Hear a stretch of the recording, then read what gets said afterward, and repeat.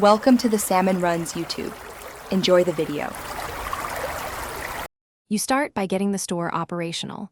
Unlock and power on registers, set the POS to day mode, and place a $200 cash float. Once done, walk the sales floor to confirm shelves are stocked and prices match displays so customers don't hesitate. Make sure lights, music, and HVAC create a comfortable atmosphere, and verify restrooms and exits are clean and unobstructed. This reduces friction at opening and prevents early complaints that slow service. Once the store is open, shift into operational flow. Monitor inventory and replenish hot sellers every 10 to 15 minutes so shelves look full. You should greet customers proactively, offer relevant upsells, and process returns using the store policy to keep lines moving.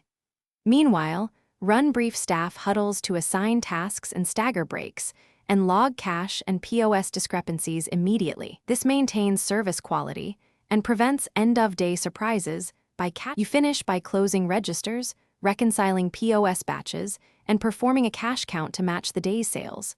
Secure deposits in the safe before locking up. Once reconciled, restock for the next day and sanitize high-touch zones, then arm the alarm and verify locks.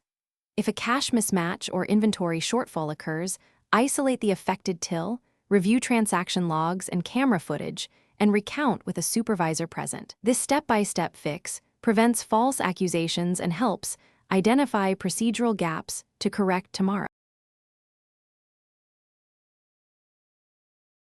Thanks for watching. Consider subscribing if we helped you.